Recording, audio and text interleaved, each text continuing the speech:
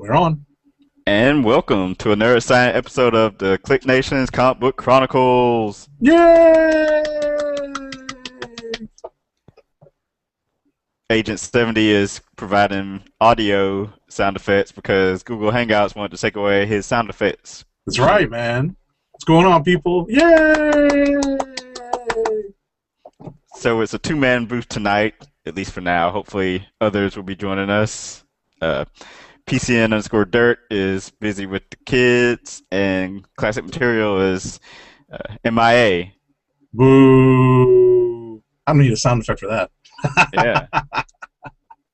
Speaking of MIA, the Miami Heat are taking on the San Antonio Spurs in Game 7 of the NBA Finals right now. So we both have that on in the background. That's right. We'll be tuning in once our show ends. So welcome to the Comic Book Chronicles. I'm your host, Tim D-O-double-G. Yay! Good job. And, of course, go to the website, theclicknation.com, where you can find all previous podcasts. Chang Chang! The Click Nation podcast, the Comic Book Chronicles podcast, comic book reviews and previews and news. So check that out. And also check out Dirt's website, popculturenetwork.com. Ka-ching! Find the same information. He actually posts a little bit more than I do because I believe he has other people helping him on the website. Yeah, he's got myself. staff. I think we need some interns at the Click Nation now. I'm saying some people need something. But also follow the group Twitter account at the Click Nation and follow the individual accounts as you see on the screen here. I'm at TimDOGG98. And what is yours, Agent 70? Oh, I better turn it on. It's at Agent_70. There you go. And like us on Facebook, facebook.com/theclicknation. Subscribe to the YouTube channel, youtube.com/theclicknation. Add us to your circles on Google+. Just search for The Click Nation for the fan page. And also there's a community you can follow, The Click Nation Community. We're on iTunes and Stitcher Radio. Search for The Click Nation. And if you have some email or feedback you want to have read on a future show, send that on over to theclicknation@gmail.com. And final shout out to comicrelated.com, which also hosts some of our comic book related podcasts. And you can also check out other comic podcasts on their podcasting network. Chang Chang. Chang Chang. So, with all that out the way, got a lot of news to discuss tonight. There's a decent amount this week. Yeah, and Agent 70 reminded me of one right before the show, so we'll start off with that. Man of Steel last week. Dun, dun, dun. We actually said we were going to discuss it, our thoughts on it, when this episode came back up. So that's what we're going to do. Radio. Go ahead and describe your experience at the movies first while I let people on Twitter know that we're live now. Sure. Well, I came into the movie with medium-level expectations. I actually read a couple of spoilerish reviews that had good and bad things to say about the movie. So, I came in with really tempered expectations, and I came away with, a pretty good sense of the movie. But there were definitely a bunch of, criticisms I had of the overall tone of the movie, and that was really the biggest thing. It just seemed very down. It wasn't very, uplifting at all. It was a sort of, it was, I hate to call it like 90s grim and gritty.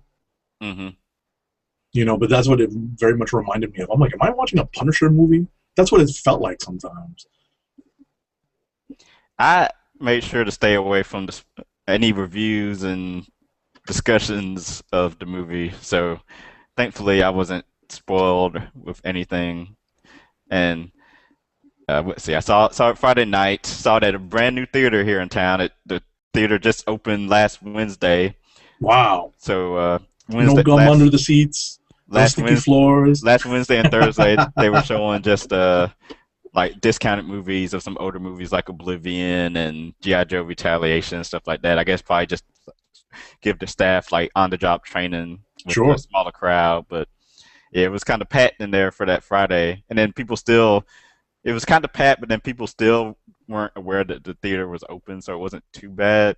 They have like this whole convoluted setup of ordering your food and getting your popcorn here. You had to get okay, so I'll back up a little bit. Since it was a new theater, they were running a promotion on Facebook. Like you could tweet or Facebook something saying, "I'm going to uh, Universal Cinema 16," and the first 1,000 people to show that whatever Facebook or tweet uh, on site, the first 1,000 got a free voucher for popcorn. So of course I made sure to like their Facebook page and send out a status update with that. So I got to the concession stand. We had already bought our tickets online. So I got to the concession stand, asked asked about the free voucher for popcorn. They said we had to go to around the corner and talk and show the status to I guess the manager. So we did that. Got got the voucher for got a voucher that I then had to take back to the concession stand to get a small bag of popcorn to then take to the popcorn Wow. station and had them fill it up with the popcorn. Yikes. And also Like you said, that's convoluted. and they also serve like real food. When I say real food, I mean like burgers and pizza and chicken wings and chicken tenders.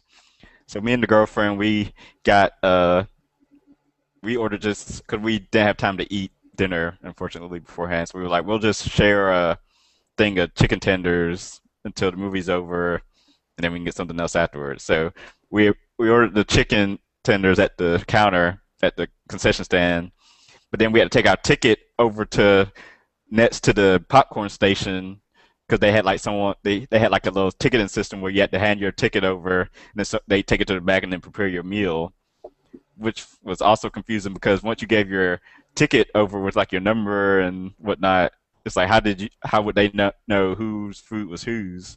They Wow. just had to come out and say like who had the chicken tenders or who had the 2 orders of pizza. Wow.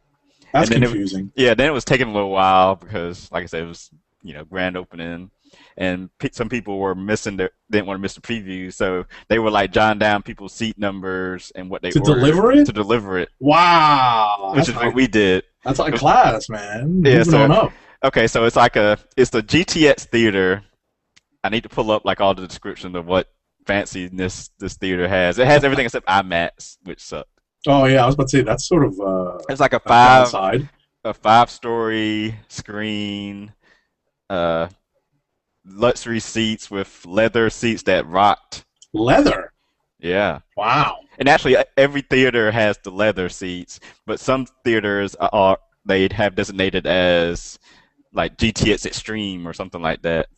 Which And is like like some IMAX theaters, for the poor person. yeah, and like The poor man's IMAX. some theaters you had to reserve your seats, and others you didn't, and so you had to like pay Wow. more to reserve. So we actually reserved our seats. Like we had to go on the website when we ordered and So you don't get like picked out, stuck. yeah, I we picked gotcha. our 2 seats, like sort of in the middle. We were in the second row from the end, or second row from the back, the top of Okay. the theater, which was pretty nice. And the theater actually wasn't packed because, like I said, people probably didn't know the theater was open, and there were so many seats to choose from, so there was a lot of space. And then it was playing on like 4 different screens, like two 3D and then two regular. Sure, But sure. so the movie started, of course, and like with an hour into the movie, I'm sitting there thinking in my mind, I was like, "Yep, they lost our order." But No. then, like during the trailers, which they screwed the trailers up, but you could see them bringing people their food, but they never came up to our area to bring us ours. But then, like during the movie, a lady did come up, and she came up. She asked if we were the burger people. I was Oh like, my I whispered, I was goodness. like, no, we had the chicken tenders, Oh my and goodness. she said, okay, I'll go back and get it. So she I went don't back, and believe. then like 20 minutes later, she came back up, and she actually brought us 2 of them. So it was like chicken tenders and fries in both baskets. So we got an extra basket free. And she That's was saying, unbelievable. yeah, she was saying that she thought that she said she didn't see us before when I guess she had came in originally looking for us to give us the original chicken tenders and didn't see us, which I don't understand because if they wrote our seat numbers down, they should have just gotten up to. We were in row M, and I think we were. It was only us and another couple were the only ones in the row M. So But That's I did get a lot of free stuff because like I got the free thing, the free popcorn. It was a small bag of popcorn for showing my status. Got a bunch of koozies, drink koozies, and then I entered a contest to win a Coca-Cola prize pack, which I got a call yesterday, and I did win. oh yay! So, Congratulations. so see, you actually give your name and phone number for contests, and you never know, you might win. So There I you went and go. picked it up yesterday. It was basically I chose the tote bag, like this big tote bag with some more koozies and some other stuff. So that was the Nice. experience of the new theater. And haven't even talked about Man of Steel yet. Exactly. Well, here it is. Now you set up the stage. Now let's hear what you had to say about the movie. I just flew my flip flop off my foot. Got it. Okay, so I like Man of Steel. I only had three gripes. Of course, spoilers for people that don't Yeah, know. spoilers are officially on right now. We Spoilers. tend to spoil things on this podcast. I don't Well, it's care. I already been don't care if almost a it's a week. I don't care if it's a week old or if the comic just came out yesterday. We're still talking about it on here. That's right. That's You're probably why we have. sufficiently warned. That's probably why we have low viewership. But anyway, so yeah, I only had three gripes. I loved the action. I'll say that much. To start, the action was great. It was finally a Superman movie where he's finding someone on his level, and it's not just mind games with Lex Luthor. Agreed. Or fighting against kryptonite or shielding himself from kryptonite. Yeah, none of that nonsense. But I'm gonna see if I can remember my three gripes. One, one was the end, him killing Zod at the Agreed. end. That kind of threw me for like a Oh yeah, the one other one, another one was Pa Kent having his Uncle Ben moment to like inspire Superman. It's like he wasn't gonna do good in the world until after his Pa Kent passed away, and he just stood there and watched. At least Spider-Man wasn't he wasn't there when Uncle Ben was shot. It's like if that was my dad, even though he's sitting there shaking his head at me like, "No, son, let me die. Right, Let and dad you know can the move at the truth." speed. You can move at super speed, where Yeah, maybe these people wouldn't he could have notice. he could have used his super breath, a super blown Well, and yeah, well, that was blown like the the. one power. That was the one power that he doesn't, that he doesn't show. So, I mean, you got a third gripe, and then we'll go into my gripes, which are all similar. I don't even know if I remember the All third right, one let's now. go Yeah, over the go to let's yours. do the two. Let's do the two that you just brought up. Okay, so let's start with Pa Kent. This was pretty much my biggest gripe, and it was my biggest gripe from the trailers. Um, they went, like that part where he goes, well, "What should I?" Where Clark says, "What should I have done? Let them all die?" And he's like, "Maybe." And Pa Kent's like, "Maybe." And I'm like, Mm. "What?" Like, really, your secret, your super secret identity is that important? That you're not going to help people who need it when you can help them, with your super duper powers? Are hmm you serious? This is not the message that any iteration of Pa Kent has ever given. Like, I don't know. I didn't watch Smallville that much. I don't know if that's what John Schneider's, portrayal of Pa Kent was like. I don't hmm know. But, because I think, that's probably the most well-known kind of adaptation of, like, him coming up in Smallville, right? So I don't know if that's where they're getting that from or not. Because in this day and age of like the internet and all that stuff, yeah, I guess people are afraid of what would happen if his identity got discovered and the information was out there and running amok around the world. You don't need to be a supervillain to do that anymore. You know what I mean? hmm So maybe that's where they're getting that from. But ultimately, I couldn't, like you said, I couldn't understand why he couldn't save Pa Kent somehow. He was just like, no. And then just I'm like like, screamed. serious? "Ah!" Yeah, I'm like, seriously? That's all. That was pretty much that's pretty much my biggest gripe. You know, if I'm not mistaken, most of the versions of Pa Kent that I've read, Superman's been rebooted a bazillion times already, right? hmm Um, most of the versions I've read is that Pa Kent dies of a heart attack. And it's supposed to show Clark that despite all of his almost godlike powers, he can't do anything about a heart attack. He can't do anything to solve this particular part of the human condition. Yeah, it's like the one thing his powers can't stop. Right. Exactly. So ultimately, that's supposed to be part of one of his lessons, and that's they take that away instead. You know, what I found pretty hard to grasp is that they sort of take away his parents' role in teaching him these moral values when they kind of give it to Jor-El instead of the Kents. Hmm. Like it's like this otherworldly set of moral values that he eventually comes to uphold, or like that are inspired by his Kryptonian father, as opposed to the Middle America, salt of the earth type of people in Kansas, right? So I did not agree with that. I was not keen on that. I agree again with the Zod. I think it's been beaten to death online. What's up with the villains having to die at the end of these Right. movies? The I only don't one get they it. didn't do that with, off the top of my head, was the Joker and the Dark Knight, and then that didn't even matter since uh, Since Heath he Ledger. actually died, Yeah, right? Heath Ledger actually died. I'm willing to bet, because the Joker is almost eternal. That's pretty much why they didn't kill him. And besides, with Bane, there's no body. He got shot with the missile, but you know, Yeah. but I think it was because the Joker's eternal. That's basically why they didn't kill him. Um, I was confused why they did that with Two Face. That was pointless. Yeah, like all What was these one? villains, there's no need to kill them at the Right. end. They can like go to jail or do the same thing that happens in the comic books, where like you think they're in another dimension, or they fall off a cliff and you don't see the body or something. Exactly. Like they're banished to the Phantom Zone. I think that's what a lot of people were thinking was going to happen. But then that would be pretty much a clone of Superman 2. The second Christopher Reeve Superman movie. So maybe they were going away from that. Again, I think it was just a cheap. It was like a character. It was a cheap ploy to develop Superman's character, right? Like Hmm. they're trying to show that, oh, okay, he kills us one time and then he's going to have regret and not do it ever again. And I'm like, well, you're supposed to not kill. You know what I'm saying? Yeah. You're supposed to not do that. So I don't know. It's weird. And you know what? There's a line in one of this week's books that Thor says that made me think of Man of Steel, and it's kind of funny. And when we get to that book, if I remember which book it is, I'll mention it. But not to spoil too many things at once. But let me see if I can think of something else I wasn't so happy about Man of Steel. Well, while you're thinking of that, I'll read a comment from Adam Black. He Sure. says, "For real, the Pa Kent moment, I nearly teared up.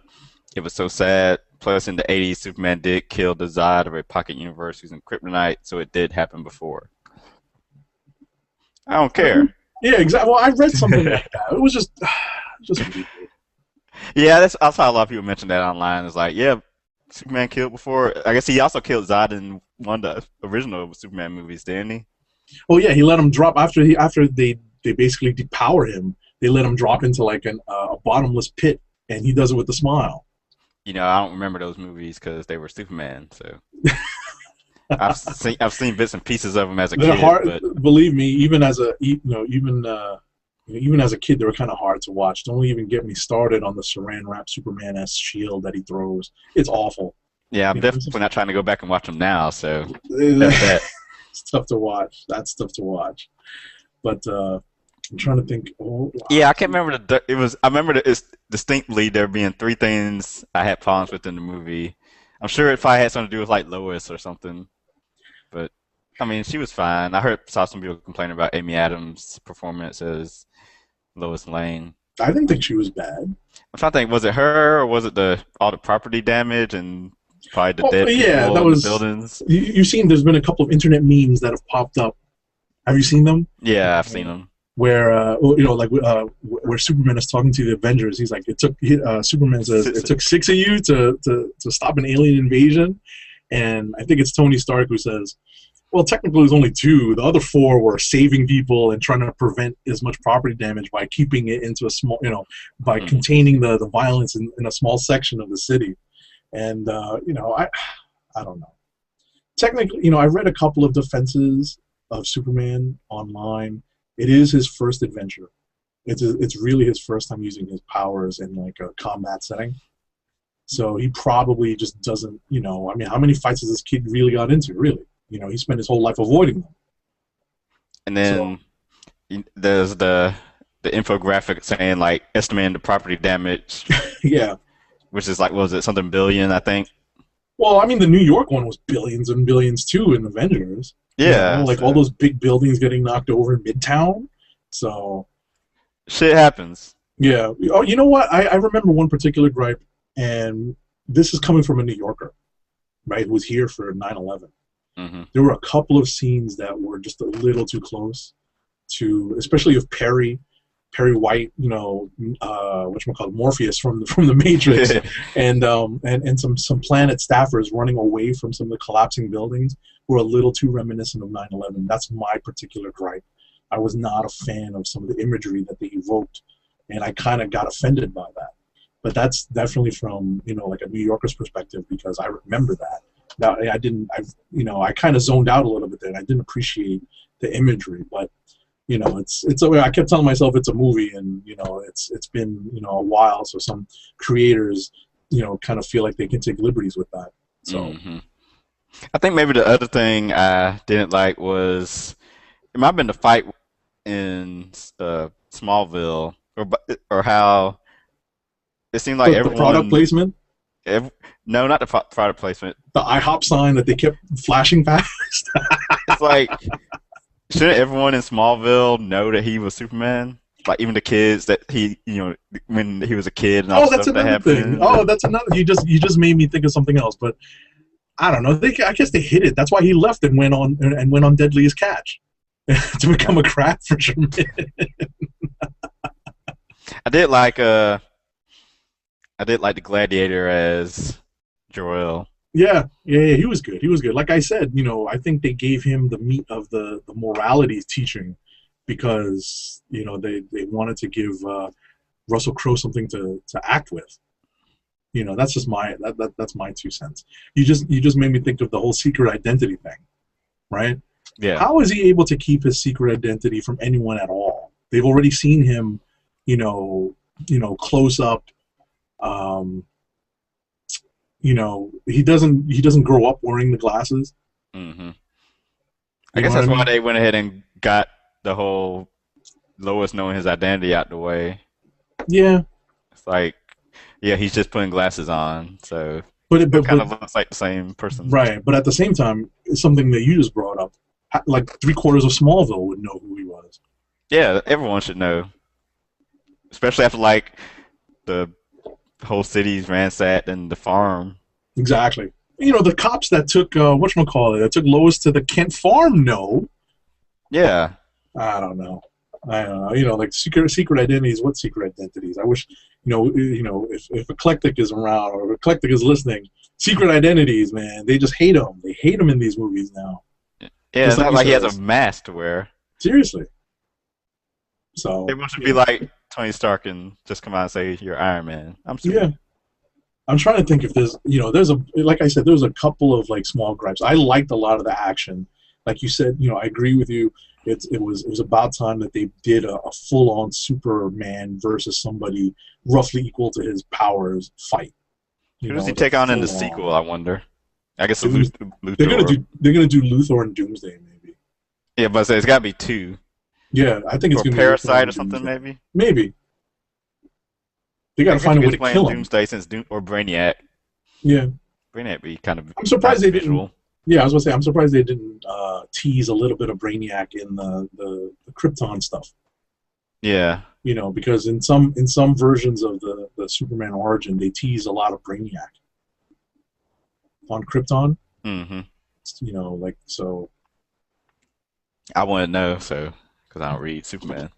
Well, no, you know what? I don't get a lot of my my information from the Superman comics per se. I'm going off of the animated series. I'm going off of the movies. I'm going off of some of the comics. So. Gotta hang now. Anyway. Dun, dun, dun. So that's our Man of Steel thoughts. I think we spent enough time on that. Yeah, we welcome everyone's thoughts on Man of Steel. Hit us up on Twitter and the website. Add us or comment. on somewhere. Hopefully, I'll see it. Yeah, the chat room if you're online. So more news. Actually, next three I like are movie related. Disney claims Marvel films for 2016 and 2017. No, there's no info, and there's no info stating what those movies will be. But Marvel just claimed two dates, and I think they're both in May. Let me actually open the article here. Without it hopefully taking too long. Oh, so Da-da-da. Dork Geekus says a Bizarro who isn't mentally retarded would be a good villain. I forgot about Bizarro. That would be interesting. Okay, They would put so Bizarro Mr. Mixelplick. Mr. Plick. That would be interesting. So Disney revealed dates for two as of yet untitled Marvel Studio films: May 6th, 2016, and May 5th, 2017. Uh, so yeah, May is always the launch of the summer blockbuster, so they want to stay on that path. Yeah, they want to keep a stranglehold on that early May launch to try to keep those Marvel movies coming. Right around that same time, so people are looking forward to it. hmm Dork Geekus also says a Bizarro created by Luthor and programmed to think like him, kind of like they log from Gargoyles. Oh yeah, Thaylog was just Goliath spelled backwards. That's right. You can always get me with the Gargoyles references. No kidding. You know what? Just real off topic, real quick. I missed a lot of Gargoyles, but I loved what I was able to watch. Yeah, they need to put on instant streaming. I It's a hear Disney property. They should, it shouldn't be hard. I think you can get the DVDs for it, but they don't have it streaming. Right. At least as far as I know, as far as the Oh, research I've done, since I don't have Netflix. gotcha. We Let's see, keep I bringing think that up. That neither of yeah, us have I always Netflix. got to mention it. All right. Adam Black So, wants to try to join, so we'll try sure. this again. Let's add his name. Do do do do do do Okay, do so that's one piece of news. do. Next one is there's going to be no Mary Jane in Amazing Spider-Man 2. Yes, they just announced this. Yep, they changed their mind. They're going to push her back to 2000, well, Amazing Spider-Man 3. Right. Hello, the Adam Black. He's probably not ready yet. Come in, the Adam Black. So they decide they want to focus more on the characters they already have and probably flesh out the Gwen Stacy stuff. And as Classic told me on Twitter, especially if they plan on killing her off. Yeah. Yeah, I think they do plan on killing her off. I think that Emma Stone has already hinted in a couple of interviews that that's probably where this is all going. She knows where it's all going. So, Yeah, she should. right. So I guess that what they're going to do is drag it out and slowly introduce Mary Jane. Because I guess if they killed off Gwen in the second movie, what would be in the third? And I think that they would possibly kill off Gwen maybe in the middle of the third after they introduce Mary Jane, and that gives them a nice little trilogy. Well, I think they said that they've only filmed. Are you there, Adam Black? Hey, what's up? Hey, Can you Willkommen. hear me? Yeah, Good. but I think it said How's that it going? they've only filmed a little, Oh, it's only going all a right. little footage with Mary Jane in it. So they'll probably end up. I don't know if they'll keep it or not, but if she isn't even into, it'll be a small role. Right. It might just be a quick cameo teasing her Yeah, that's appearance. what I'm thinking. Yeah. And what are your thoughts on Man of Steel? Oh, me? Yes. Yes. All right. Well, I've thoroughly enjoyed the movie. I thought it was okay. I didn't mind, the Zod getting murked it was a shock, but I thought I was like, well, I think they established a good reasoning behind it, and then you also have the fact that he's alone again. You know, there was someone that was just like him, and now he killed him, and now he's truly alone again, and he sent all the other people away to the Phantom Zone. So, did y'all read the article about where Goyer added that part into it? What part? About the killing? Originally, it was just, yeah. Right, because Nolan, I read in an article that Nolan didn't want to do it. Yeah. Yeah, exactly. And they kind of talked them into it, and it worked out, I think. I think it worked out. I just didn't, I don't know if you caught what I was saying earlier, but I felt like I was watching a Punisher movie for a lot of the movie. It just felt it just felt dreary, like there was no joy in Smallville. Forget Mudville, right? There was no joy anywhere.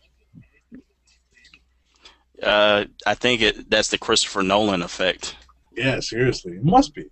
It must be. It was just it was so like lacking in any kind of happiness anywhere. So Variant Dad says supposedly Black Cat is in part 2.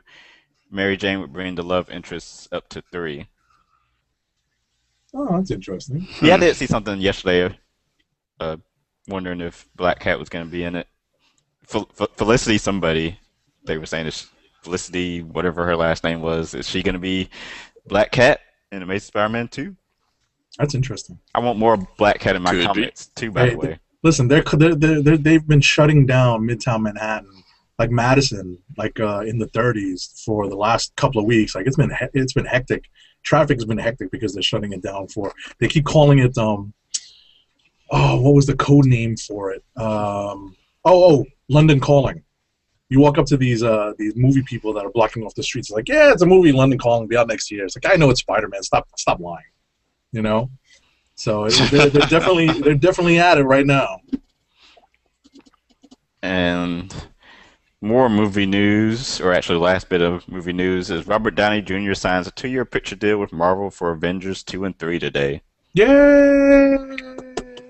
So everyone can come off the ledge. Breathe a sigh of relief. Tony Stark isn't going anywhere. He's doing Avengers 2 and 3, which is fine. We don't need any more Iron Man movies for now. Yeah, for now. Just have him show up in Avengers. And maybe make cameo appearances. I don't know if that'll be part of the picture deal or not, but probably not. Got to pay him for that. That's true. He's getting paid a lot. He's probably going to get paid a boatload, man.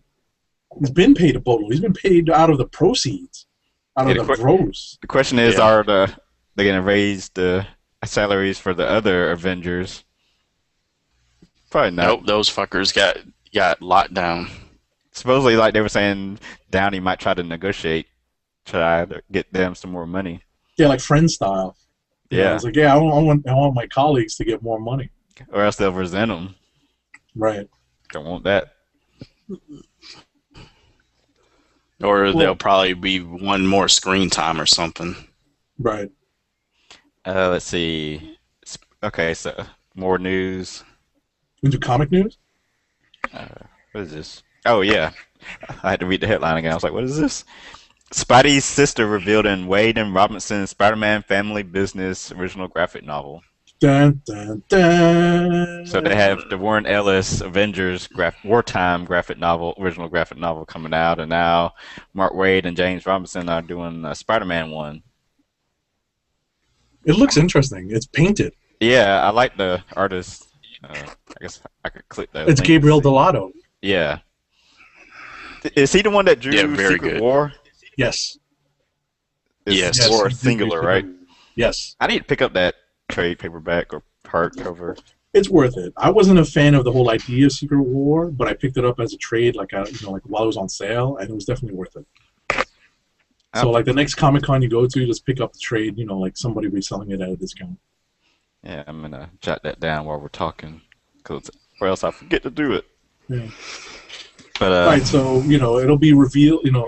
It's revealed that Spidey has not a twin sister, but a sister of a similar age, and they get into all sorts of shenanigans. She's basically like the opposite of like nerdy Peter Parker. You know, she, according to the article, it says Wade describes her as she's the anti-Peter. She's got it all together. She's smooth as silk. She's modesty blazed. You know, I don't get that last reference, but that just makes her sound very cool. Maybe too cool for school, but. And let's see if I can click this link and see when it's actually going to be out. And for some reason, Comic Book Resources keeps changing their links or something, because every time I try to open some of their stuff during the show that I've saved, the page cannot be found. May 2014. Yeah. May 2014. Like a while from now. Yep, it's going to be a while. Well, Delato takes a while to paint, so he's probably just a couple pages, maybe a few pages in. And if it's an OGN, they're going to want to make it a good, 30-something pages, maybe 40. Yeah. Okay. Superman, Wonder Woman book was announced. Dun, So dun, dun. Batman, Superman comes out next week, I believe, if I remember correctly. And now this is coming in October. Is this going to be a romance comic? Seriously? I don't know what it's going to be. Seriously? It's Is this going to be a written by romance Charles comic? Soule and Tony Daniel. I'm saying, like, who is Charles Soule, whatever? He's been doing a lot more DC stuff nowadays. He's on Swamp Thing, I believe, and he's writing Red Lanterns. He will be writing Red Lanterns, and now this. I mean, hopefully Red Lanterns won't suck. Right. I won't know. I won't be reading it. Actually, I told him on Twitter I might try his. Oh, he's also writing Thunderbolt. He's the new Thunderbolts writer. That's what I told him I was going to try, because I can't stand Thunderbolts in its current incarnation. Even though they got a better artist with Odo. Adam Black is Adam Black is my contemporary. Unlike our host Tim Deal Double G. Now we both go back to when Superman and Batman did World's Finest. That was the original World's Finest. I don't recall this ever being a concept. Superman teaming up with Wonder Woman for a book. So if there's one good thing coming out of New 52 is that they are actually doing something new. And this seems I don't know if this is going to be a romance comic or not, but at least they're doing something that's different. Yeah, in my I see. It's like Batman and Robin. It probably eventually will have a shelf life, and it won't be an ongoing series anymore, because they won't be together forever. Probably so. But for now, eventually he may get with Lois. Yeah, they can hold off on that for now. Yeah, I think they're going to hold off on that for a long time. It's funny, like the only Superman books that seem appealing to me are the team-up books. Batman, Superman, Wonder Woman, and I guess Superman Unchained, which is the only solo ongoing book that I'll try and read for now. Really? Just because you're gonna try to keep up with it? Jim Lee and Snyder are on it. That's the only reason. Okay. And Dirt Geeker says Way, referring to Daniel Way, has that effect on books. As far as me dropping Thunderbolts. All right, and let's see, you got some more. Yeah, I think I was going to say the opinion I've gotten about Daniel Way is that either people love him, or they cannot stand him for some reason. Yeah, if I like everyone's faces and heads to look the same and have the same god-awful expression on their face. Oh, are we talking about the art, or are we talking about the writing? Daniel Way was the writer, wasn't he? Right. Okay, yeah. Right. Steve Dillon is the one I don't yes. like. We're talking about Steve Dillon. Yeah, Daniel Way, the writing sucked on Thunderbolts too. Yeah, see, I remember Daniel Way when I guess he made his kind of big Marvel splash. Remember he was doing Wolverine Origins? Yeah. I think that was Daniel Way, and it petered out after a while. It started out good, and it just didn't go anywhere. Well, it never revealed anything. I think they revealed maybe a couple things, but it never really went anywhere. That's how I always felt about Wolverine Origins. Yeah, I agree. That's pretty much what I was getting at. So I don't know what else he's written. That nothing that he's written has really crossed my desk. So I can't say what else I know him from. DC teases Lights Out in October Green Lantern titles. I guess they got to do Ooh. something now that Jeff Johns not there. And this isn't a sprawling crossover. It's only going to take place for 1 month in all 4 Green. Well, it's 5 now with the LARF release, I guess, out. Whatever Green Lantern books come out a month, they'll be crossing over into those books. So they haven't released any info of what exactly it will be, but they just said at least the length of it. And final bit of news, Justice League 3000 was announced by, let's see if this comic book resources link opens. Nope, I'm done copying and pasting. I'll help you out. No, you're gonna have to. You know what? You have to clip the whole article. Clip the whole article. That's what I'm doing. Did anytime I clip the original article when it pops up, but they've talked don't about click it the enough don't clip the URL. Just clip the entire whole article page. and save the entire article. No, I don't do it that way I'll because give you a hand. I'll give you a hand. I try to put everything in the same note in every note. Oh, I gotcha. So, yeah, now we're going to go into a whole diatribe on how we use Evernote differently. So Keith Giffen, J.M. DeMatteis, and Kevin McGuire, and old school DC fans are going to recognize this particular creative team from the blah-ha-ha era of Justice League, and Guy Gardner getting knocked out by Batman with one punch. Mm-hmm. So one punch. Yes, one punch. So basically, this is them telling a future story of the Justice League, and it's going to be self-contained. Howard Porter is doing character designs. If you go onto this article on Comic Book Resources, it'll show you some of the character designs. They look, fairly sleek, fairly streamlined, and what else?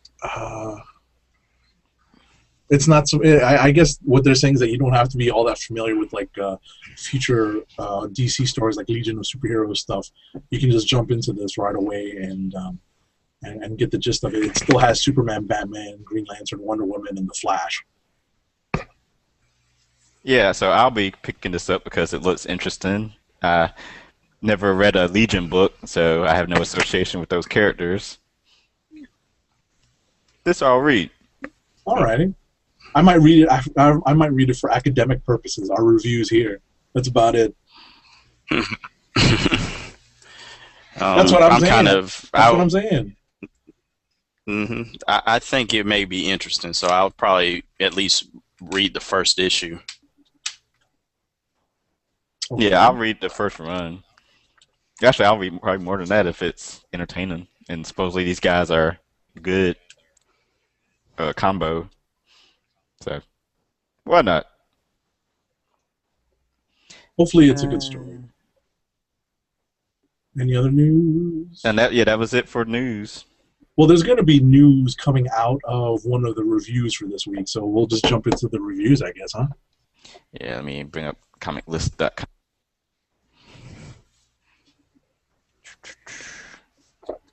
And sitting here having a Twitter convo with Dork Geekus and Variant Dash about Black Cat. I still want a Black Cat ongoing series. If Catwoman can have an ongoing, why can't Black Cat? That's not a bad point. I think that's a good point. Okay, so. But what Avengers team are they going to put her on? They have to put her on an Avengers team to try to boost sales. Put her on Fearless Defenders, which probably needs to be renamed something Avengers. Yeah, people to buy Chick it. Avengers, yeah, something like that. Let's see, I'm jumping down to. I'm gonna skip Boom Studios because I doubt anyone read anything from them. Dark Horse, I want to mention one book. And that would be, where is it? Oh yeah, Captain Midnight #0. I didn't get to this. You read it? Yes, I did. And Did supposedly, you post a review? it reprint. I did a preview for it. I meant to do a review, and kind of just didn't have enough time. But it's a number zero collects some issues from Dark Horse Presents, I guess, of Captain Midnight's adventures, and basically this is zero issue tells us his origin,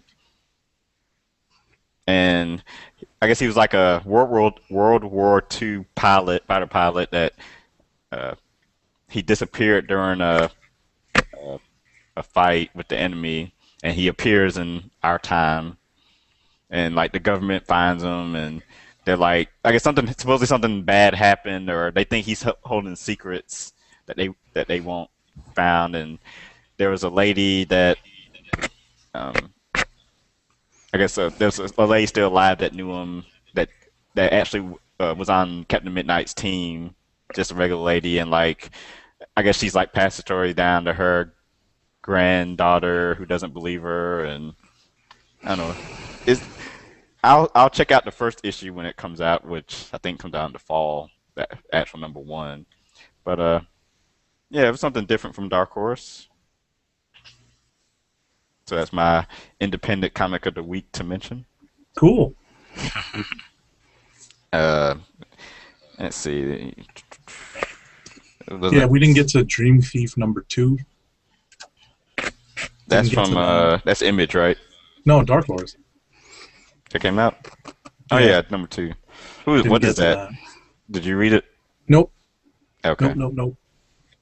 They always have some good trade paperbacks in their weekly solicits, but I mean that's a lot to read. Yeah, definitely. Before a show, at least. So let's get to DC. Got it. Batman and Batgirl 21. Anyone give it a read? Yeah. No. Yeah. I haven't got to it yet. I read it. It was it's more fallout from the death of Damian Wayne. You know, in this issue, Batgirl wants to have a heart-to-heart with Batman, and he's just not having it. He's still basically taking out his anger on the lowlifes of Gotham City, and she just wants to have a heart-to-heart with him and find out if he's all right. Apparently, at some point, she took off the yellow bat symbol that was on her uniform, and Batman's just like, "Oh, I see, took off the symbol. I guess that says everything," and he just stalks away. At some point, I guess what they're developing is, where Batman's going to be post morning. He's in the one of the 5 stages, Mm-hmm. or a mix of the 5 stages of mourning. So he's probably in the midst of like anger, grief, denial, all that, all mushed together, depending on which story they're going to do, and which supporting character they're going to do. So that's what this book was about. Does it develop much? It develops Batgirl somewhat, more so than Batman. So, is it worth the pickup? Probably not, unless you're into completist Batman stuff. Is this series continuing after this? I haven't the foggiest. I'm not sure what's next. If there's another part. Okay, I don't know if they maybe teased it or not. I mean, I can double check to see if there's anything in the solicits, but I'm not sure. Yeah, I'm sure it'll come out if it hasn't already. Let's see. Green Lantern New Guardians number 21, which I read about an hour and a half ago. What do you think? It was pretty good. Follows Kyle Rayner, the White Lantern, as he is the guardian of he guards. He's the guardian of the Guardians. Yeah, as they go out into the universe to sort of, since they've been like locked up for centuries, they want to go out and explore and not be these these domineering warlords that sit at home at Oa and bark out orders. They need to go. Even though that's what they do at the end, right? Well, no, at the end they go off into the end of the universe or something like that. They describe it as, and there's an anomaly out there, and then they find out how everyone in the universe is scared of the Guardians because of what the last Guardians did. They fight some guy that was guarding the anomaly. The anomaly, And then the anomaly cracks and opens, and Relic, who I guess is this big, huge person, comes out Bum, of it. bum, Bum, bum, bum. bum. We got to do our own sound effects today. Yeah. So that was pretty much the gist of it. I was just referring to this one scene where the Guardians are like, Lantern Rainer, take care of this guy. And he's like, yeah, you and Kyle says, oh yeah, you guys are nothing like the old Guardians because they're basically using him to ward off this guy while they go off and explore the anomaly. I thought this is an interesting development in the White Lantern's story. It's kind of cool to see them kind of focus a little bit on Kyle Rayner and give him some character development. So it was interesting. I actually liked this read because everything seemed kind of fresh. So if anyone's looking to jump on a Green Lantern, like a Lantern type book, and they're looking for something that's kind of more accessible, I think this is a book to recommend. I'm still gonna lean to the core book, because I want to support my man Van Jensen, Okay. Atlanta guy, and Robert Venditti, Atlanta guy too. All right. So Did not know that. Yes, because both of them. If you look on their Twitter profiles, Atlanta, Georgia comes up, and I want to say Van Jensen is actually he's like on the Georgia Tech alumni board or something. I happened to come across and saw. But anyway, so yeah, Green Lantern and Green Lantern Corps. I'm gonna read New Guardians too, but I'm focusing more on the Corps and Green Lantern. I might not even read Larfleeze because I don't care about him. Yeah, it's kind of hard to read a book where he's running around saying, "Give me, yeah. mine." But it's like that old Bugs Bunny Daffy Duck cartoon all over again, right? Mine, no, mine.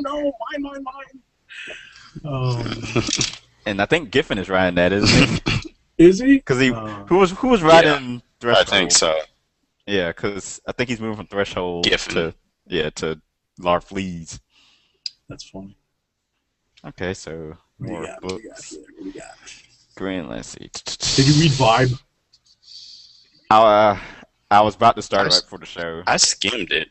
That was a mess. That was a hot skimmed mess. What'd you think, Adam Black?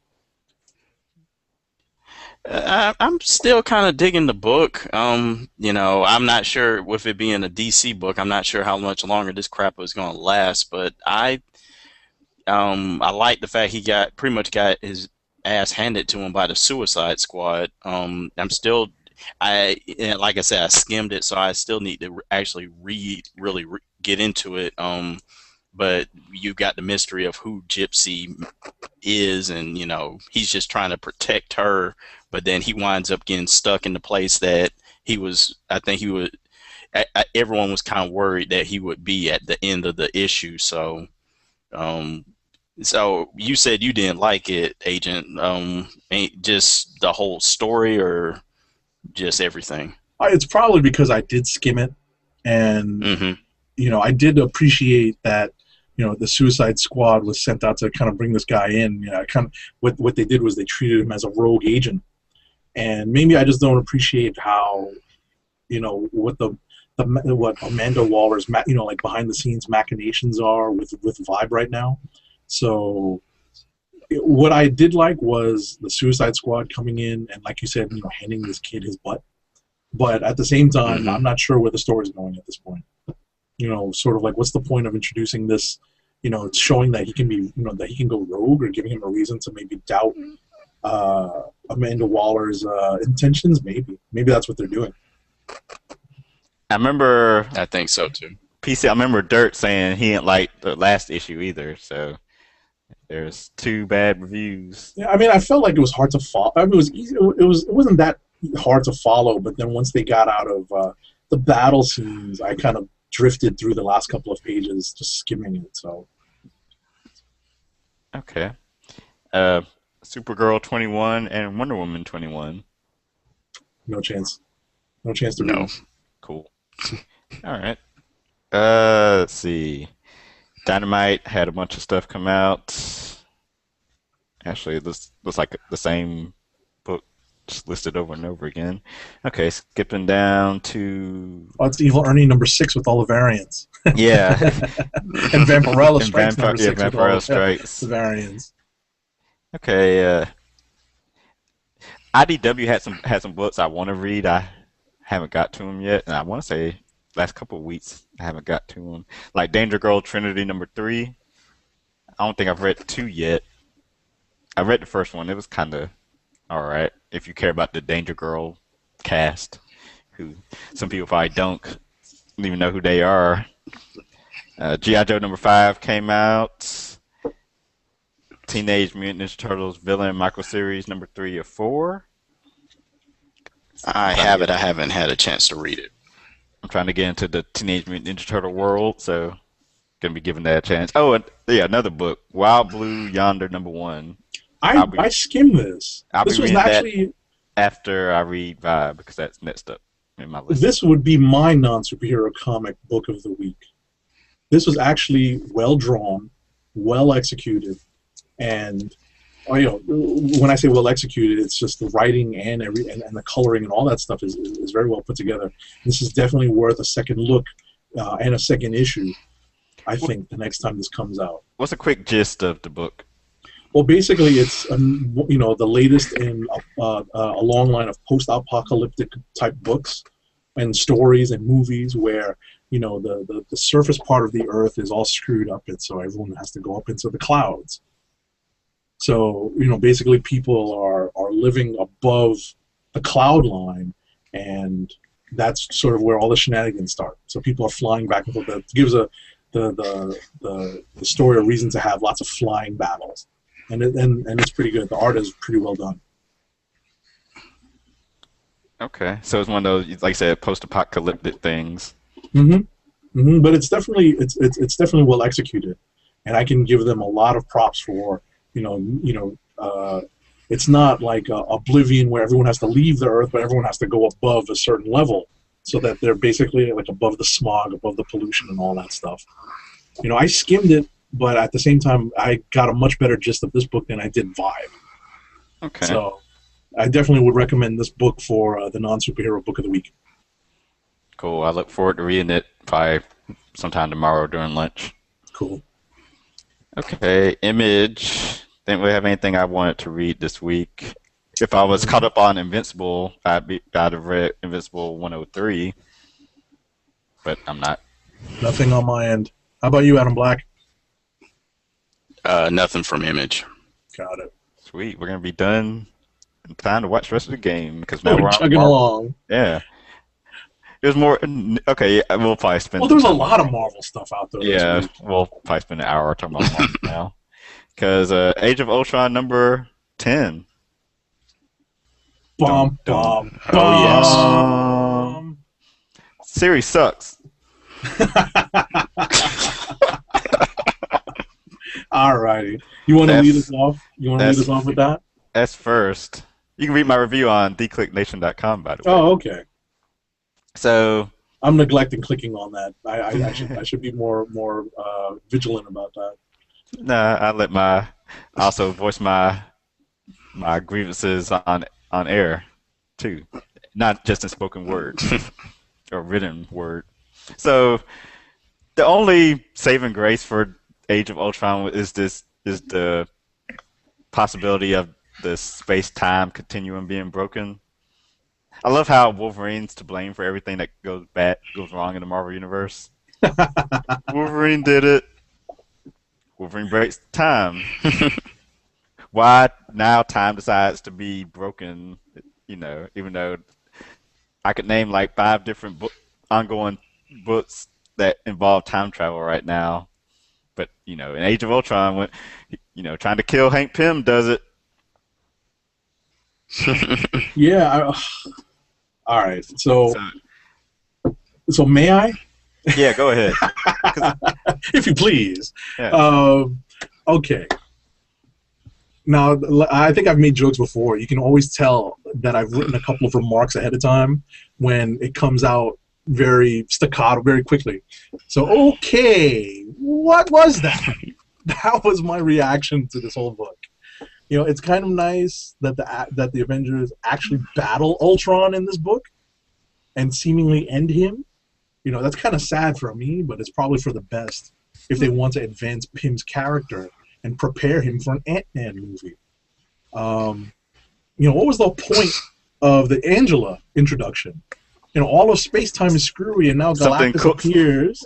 Something cool to happen. Right. And now Galactus appears on the Ultimate Marvel world. Dun, dun, dun. See, I think that originally was what was planned for the end of Age of Ultron was the space time destruction. And him and Galactus crossing over. Angela just fell in their lap and they're like, "We gotta use her." You might be right.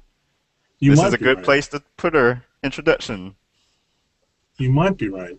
You know, and I wonder if this is a precursor to the destruction of the Ultimate Universe. That's what people are debating and wondering.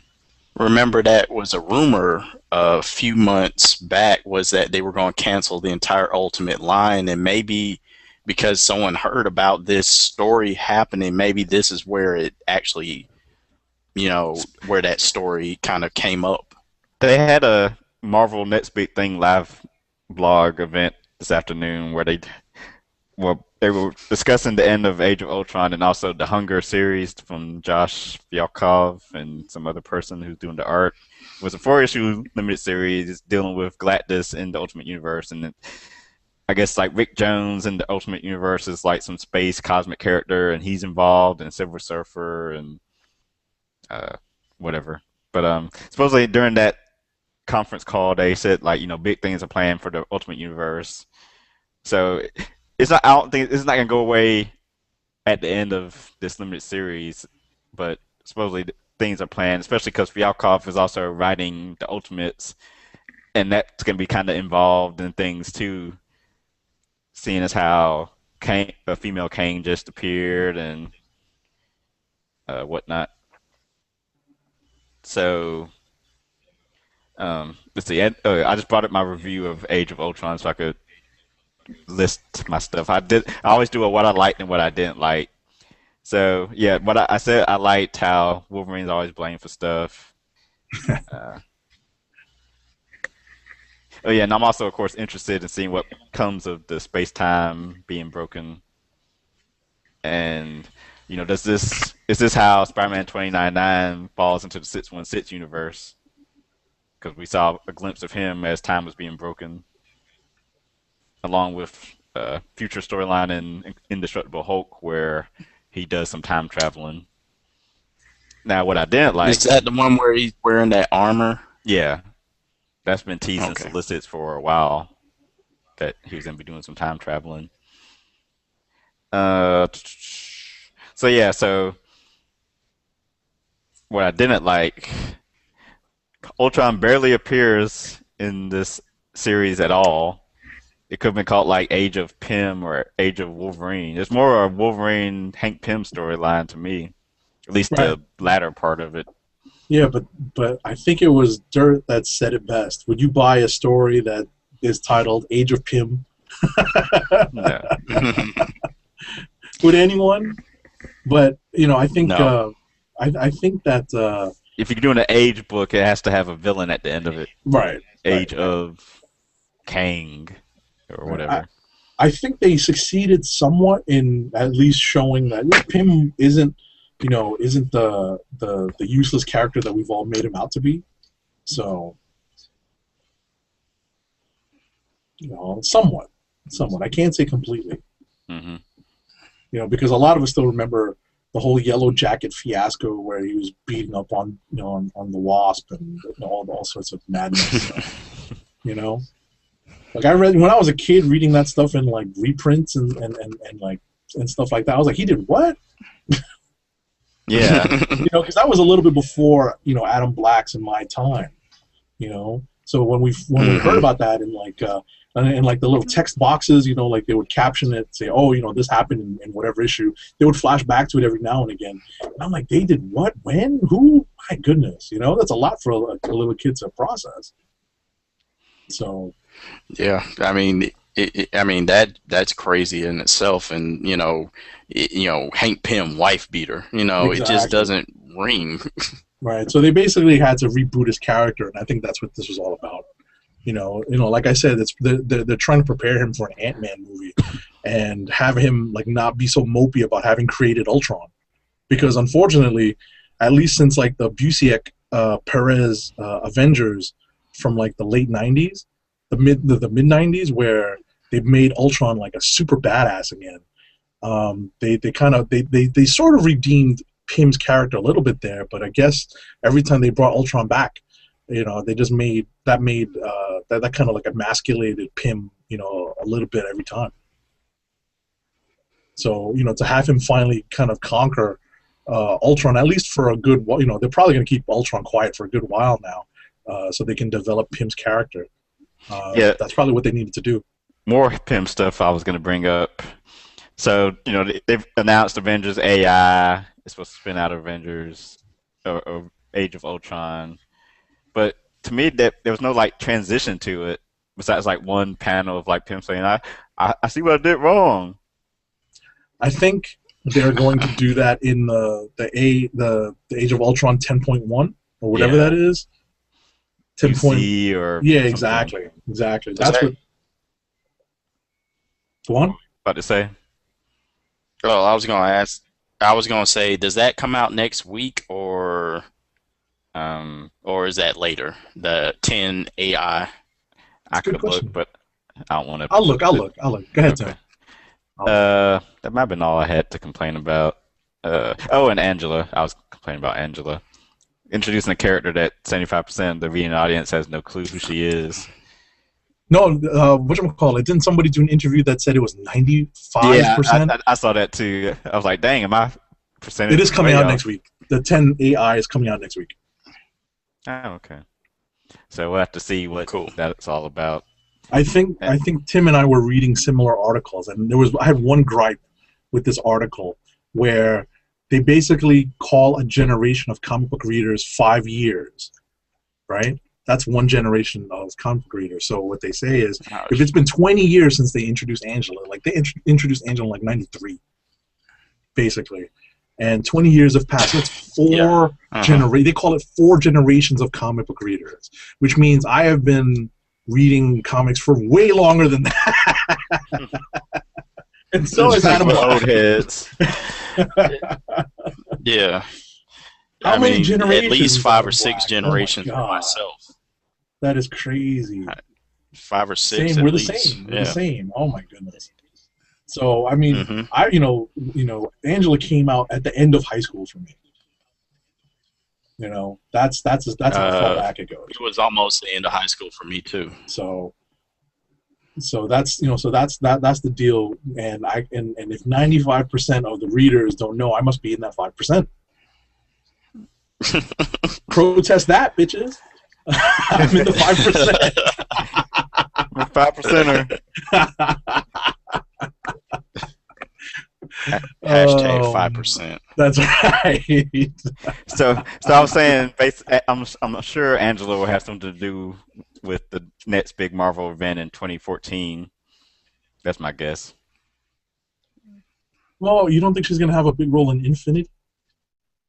Because they're gonna push her. They're basically pushing her right into Guardians of the Galaxy. She'll be in it, but I don't think she's gonna have that big a deal to do with Infinity. I don't know why. Just because she hasn't been around for any of this lead up to it. You know what? I read a comment on one of these articles, and I wish I could give proper credit to the person who left this comment. But basically, what the commenter said was, this is the scenario as he foresees it, where all of this time travel stuff, everything goes to hell, and there's alternate universes and alternate Marvel timelines kind of crossing back and forth with each other, right? And Angela's there, and all sorts of hell is breaking out. And at the end of it all, there's one guy at the end, kind of an average-looking guy, and he just says one word, Kimota. That's a Marvel Man or Miracle Man reference. And then God, right, and then everything. I can't give credit to this guy. It was just a commenter on one of these articles. Oh, okay. And when I read that, I was like, you know what? That's probably what they're going towards. It's all going to turn to hell in a, no, everything's going to hell in a handbasket, and that's when Marvel Man hits the scene. That's Another character I don't care about. Yeah. Well, then I'll be in the 1% on that one. Hate me, bitches. Protest me. I'm in the 1% that actually does care. So, we'll see how that works. But when I read that particular comment, I thought that was pretty intelligent. That was a pretty, kind of a logical progression of the stories that have occurred up till now and where things might go in the future. So we shall see. We'll look back on this recording and be like, yeah, man, we were prescient. So, all right. So what else we got on Age of Ultron? Adam Black, your thoughts? Overall, it just underwhelming. I mean, did they have to go through all this trouble? Did they have to go through all this trouble to polybag the issue and, keep it out, the solicits and all that stuff? I think it was just, once I finally read it, I'm like, okay, it's cool. I want to see the effects of the space-time continuum, whatever, fuck it, being messed up. That's the only thing I want to see. But otherwise, I'm like, they could have kept this. This could have been unbagged and it would have been cool. Yeah, I think so. I agree. They just wanted people to buy it. They wanted people to walk out of the store with it. For the stores that didn't, wink, wink, nod, nod, have an open copy available for people to look at. Oh yeah, I got some feedback on Twitter. Dork Geekus, in all caps, Age of Ultron 10 was a waste, a total waste. He also asks, how come Immortus and Kang's machination never ruined the timeline or even Doom or Rachel Summers, etc.? Exactly. That's probably because it's more subtle. It's supposed to be more subtle, but you know what they're going to say, right? They're going to say that all of this has been building up to this. Yeah, we've had this plan forever. Yeah, all the time travel shenanigans has been building up to this, And don't get me started. Oh, we got a book this week. I got some real issues with involving time travel. Oh, okay. Yeah, beyond Age of Ultron. Can you believe that? Beyond all this stuff, I got some real issues with the book this week. Avengers number 14, my man Stefano Caselli on art. So it was good. Obviously one of my favorite books of the series so far. It's a little less Hickman mumbo jumbo, and yes, we applaud that here. And so it's basically the origin sites are trying to, I guess they were communicating or just sending these signals to each other and trying to, I guess, I don't know, it's so hard to explain sometimes what's going on in this Avengers. My only notes, Tim, seriously, my only notes say this. A good issue with movement on how everything is connected. 14 issues into the whole story. Yeah. and the art was great. Exactly. This long form writing's a killer to try to keep up with sometimes, man. Okay, Adam Black, anything you wanted to add? I haven't read that issue yet. I was about to, but I just haven't had a chance to. It's good. You'll definitely see what I mean when I say it's moving. It's moving. All right. I hope so. Yeah. It's moving. Cable and X-Force number 10. One of the better issues, even though I've been enjoying all of them. It's got the Uncanny Avengers in there, and it's like the team has kind of like finally come together, and they're going to try to stop all these. Yes and no. It's funny that you mentioned that, but go on. I was going to say they're coming together to try to stop these visions that Cable's having, and Boom Boom's a part of the team finally, officially. So shout outs to old school X-Force fans. Sure. It's not Boomer, but Boom Boom. Boom Boom's back. That's fine by me. And I never liked Boomer. I like her here. I never really cared about her much either. No, I didn't like the code name. Oh, the code name, yeah. The code name Boomer. Whoever the writer is on this, is it um Hopeless? Yes. Yeah, It's Hopeless. hopeless. I read an article where he was saying she was always intended to be on the team, but they had so many people they had to try like, introduce and whatnot that he held her off a couple of issues. That's kind of cool. I want Warpath back. Is he dead? I have no idea. He was on the X-Men team. I think he's just Oh, not. he left X-Force. That's right. Well, no, I want to say he was on like the adjectiveless X-Men, maybe. I don't know what he used to be on. Yeah, he was on X-Force, but I hope he wasn't killed. But so yeah, It was uncanny. It was definitely uncanny X-Force, or the Remender X-Force. actually he was on the squad before that. He wasn't on Remender's X-Force. He was on that Clayton Oh, Crane that's right. That's right. and That's right. That's right. whatever That's right. Right X-Force. before they rebooted it. I gotcha. Or they restarted it. Kyle Yost, I think, wrote that one. Craig Yost, Kyle Yost. What's his name? Christopher Yost. Kyle Yost. Kyle Yeah, Yost. something like that. Yeah, one of those K or C words. So One yeah, second, fellas. okay. So yeah, the fun series. I'm enjoying it. What else we have? I read Captain Marvel 13, which is part, I think, 3 of this Enemy Within storyline that's crossing over between Captain Marvel and Avengers Assemble. It was pretty fun. There was a lot of sort of Avengers trying to brainstorm, and I still don't know or care about this villain that's stalking Captain Marvel, but the issue's fun. Since I'm just now starting to read Captain Marvel, I'll see if I'll stick with it long term. But feel free to interrupt if you have anything to say. I'll just kind of run through these, unless you have something to add. Mm-mm.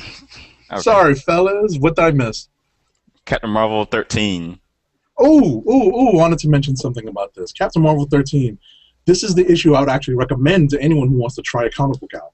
I believe it's smartly written and a decent amount of humor to boot. So it's actually one of the more fun reads I had this week. Believe it or not. And if we still can go back to Cable and X-Force number 10, Yeah. I wanted to throw something in real quick. It was interesting to read Thor as the reasonable member of the Uncanny Avengers. He comes off as the reasonable guy. Who? Thor. He's Thor. just like Oh, he's just and it's one of 2 books this week where he comes off as the reasonable guy. He's just like, I think we should do this. I'm like, when did Thor ever act like that? Usually he's the guy who's all, we gotta, I'm leading the charge. We're gonna go, kick their butts and knock their heads in, and now he's the reasonable guy. It's kind of funny to see the change in characterization. I did skim that issue, and that basically Captain America unloaded on Wolverine because they found out that Wolverine led an X-Force team that killed that young Apocalypse baby back in the X-Force days. y'all jumping ahead, aren't you? And Thor defended Wolverine.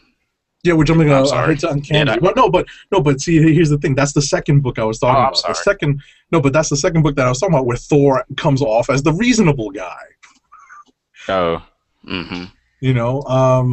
Let me see if I can come up with the scene.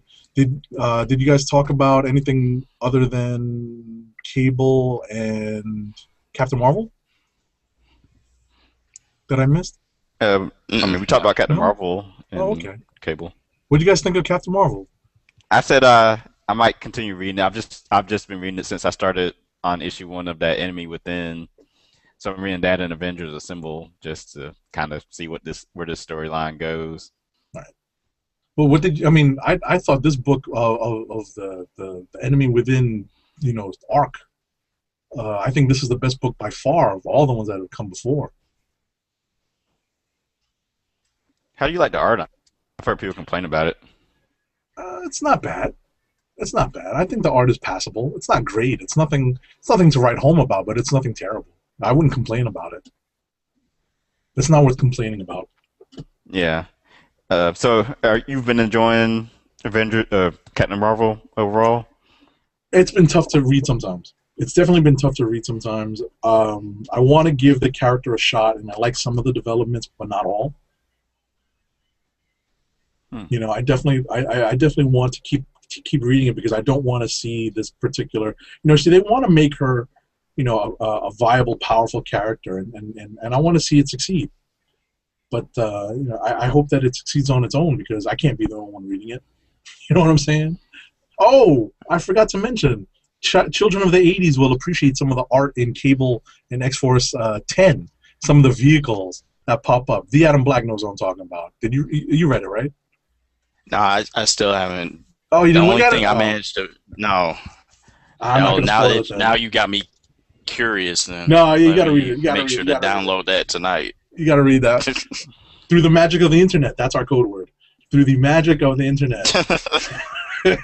Yeah. You're going to read this through. Go ahead. Yeah, I would definitely. Well, I was gonna say I'm definitely gonna read it now that you mentioned that. I'm gonna definitely look at that through the magic of the internet and the various, you know, correct way to read it. I guess is Exactly. the right code word for it. Exactly. So I'm sorry to keep jumping around. You know, I apologize for having to step away, but yeah, that was definitely something fun to read. So what's next? Are we jumping to what's next? I'm jumping to some tweets. Dork Geek says he'll be surprised if Cable doesn't grab Shatterstar. I guess since X Factor is ending, he'll be free unless he dies or something. Roddy Cat says Banshee, Thunderbird, Nightcrawler, and any other constantly dying X-Men should have a book. Well, half of those. I call them the dead X-Men. 1/3 of those is coming back as a Horseman. The all dead X-Men. Oh my goodness. Which we'll get to in a minute. Oh, he also says he misses Dexter Soy on Captain Marvel's art, but current artworks, it continues to be a well-written book. Also talking about Captain Marvel. Dexter Soy is doing. Oh yeah, he's doing that Masters of the Universe crossover with DC.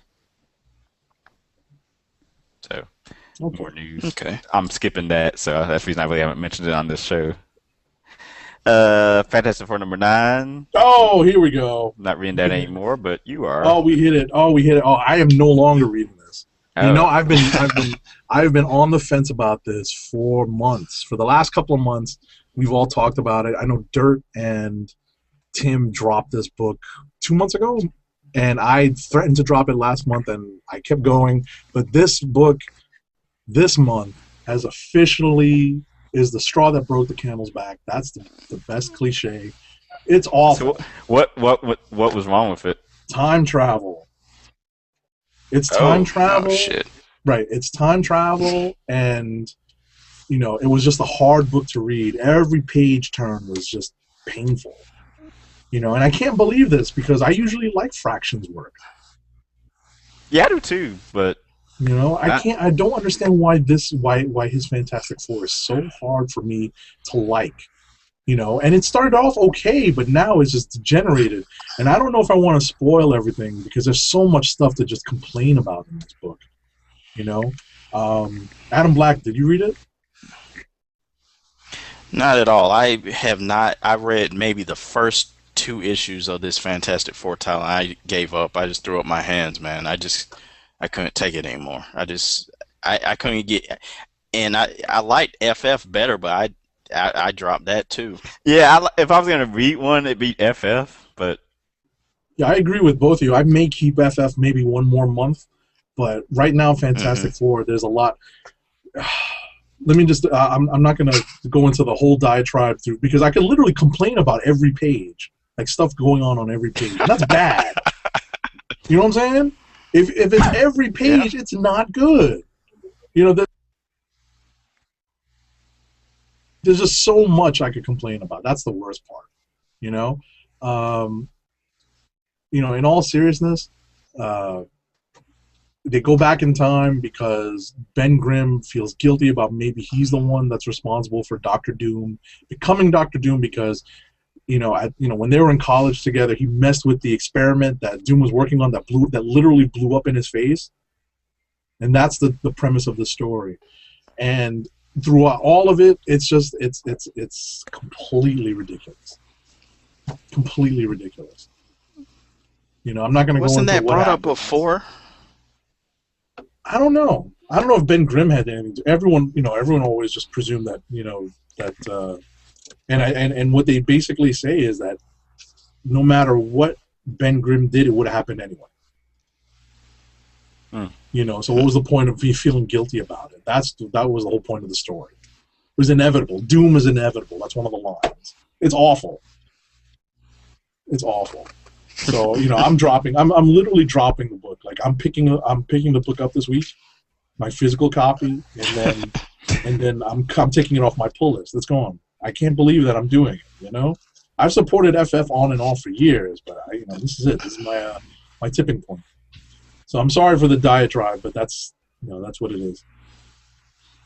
Okay. Let's see what else is on the docket. So it was FF or Fantastic Four. And Indestructible Hulk number 9. I liked this issue. It was fun. Guest star Daredevil. Of course, I got to bring up the art by Matteo Scalera. However you say his last name. That's fine. Used to draw Secret Avengers, I believe. I think. Yeah. Sounds about right. But I'm trying to remember exactly what happened. Shield and Hulk were finding some illegal arms dealers, and it goes into Hell's Kitchen territory, and the person that Bruce Banner has been checked in with once a week we find out is Matt Murdock, his lawyer. So he's kind of like keeping him in check just to make sure like Shield's not doing anything with him. So he makes a call to his lawyer every week. And then there's like a cool little part where Daredevil is able to like talk down the Hulk from killing a bad guy, and Maria Hill's like, "How did you do that?" He's like, "It's not it's not by yelling at him. He doesn't really understand what you're saying. It's all in how your tone of your voice and how you speak to him." And I think it's gonna cross over into Daredevil. I'm not entirely sure, but it sounds like it is. I thought it. Or has it already? I think so. Okay. But yeah. I think at some point it will. Yeah, I like this issue a lot too. There's a neat little twist at the end that we won't spoil. We try to spoil some things, not everything. It's just the way we're working it right now. There's definitely some cool team up bits here. One bit that I particularly liked is Daredevil comics are full of these scenes where he goes to kind of roust out a dive bar where bad guys tend to hang out, and the Hulk accompanies him to this bar where he's going to look for information, and it's kind of there's a comedic sequence that's well drawn and well written here, and I kind of appreciated it. If you've been reading Daredevil for a long time, you've seen this particular scene done 100 times where Daredevil's, beating up a bunch of lowlifes looking for information, and it was kind of funny to see to see a different spin on it. Roddy Cat brings up, it was brought up in Fantastic Four Age of Ultron issue that Ben Grimm was responsible for Doom's accident. I remember reading that. I totally forgot. Yeah. Well, it was speculation. I don't think it was actually, the case. Okay. Morbius Living Vampire number 6. Not reading it anymore because it's about to end. I wish Classic was here. He's probably still reading it. New Avengers number 7. Finally get some more, at least the start of a confrontation between Black Panther and Namor. Yeah, a little bit less mumbo jumbo in this one. Yeah. More dissension in the ranks, perhaps, especially when two of the team members aren't getting along. You know what's funny about this is that I feel like there's better Reed Richards character development here than there is in the Fantastic Four book. Yeah, it's It's well written. and it seems like I have been enjoying New Avengers more than Avengers lately. Probably It's a because little bit less, yeah. It's a little bit less wham bam, thank you ma'am type of thing, and there's it's fewer more characters to focus on. Yeah, yeah, you have a singular focus is stopping these worlds from colliding with our world. Avengers has like kind of that going, and they had the new the new universe people for a little bit, and then the origin sites and stuff with right. AIM and Savage Land stuff. And explaining some of the new characters too. Yeah, who I don't like. Some of Oh, them. they're okay. I don't like Hyperion. You just don't like the Superman analogs. Yeah, tired of these people. Give me more Smasher. They haven't done anything with Smasher since they showed her. She showed up in this issue. Yeah, she showed up, but she doesn't do anything. Well, like we said, there's a whole bunch of them. Give me a they want more female books, Smasher or Cosmic solo books. That would be interesting. No one knows anything about her. Yeah, that would be interesting. I think if someone pitched the right story on that, I think they would greenlight that. I think so. Go for it, Tim. Yeah. Ridercat says it wasn't speculation. Ben told Franklin and Valeria in a Hollow video during that issue. I guess that he caused. It was speculation because in this issue they established that it didn't matter. Oh, they retconned it? No, they didn't retcon it. They just explained it further. Oh, okay. Thunderbolts 11, I skipped. Nope. Ultimate Comics Spider-Man 24, the last book I read before the show started.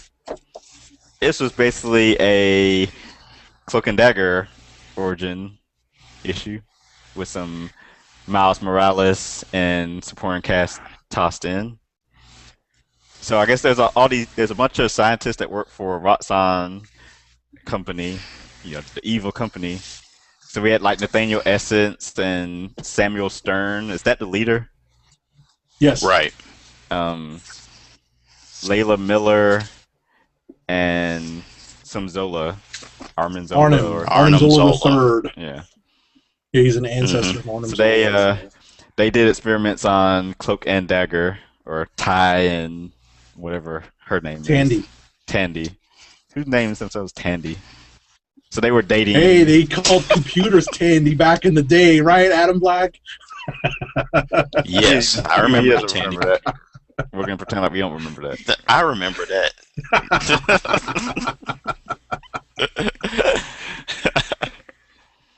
But, so yeah, we see that they're experimented on, and Miles still doesn't want to be Spider-Man, yada, yada, yada. Right, and Gwen Stacy's trying to get him to get over it, and, it's a tried and true thing. She's like, you got to get up, you get knocked down, you got to get up again, like a Chumbawamba song. It's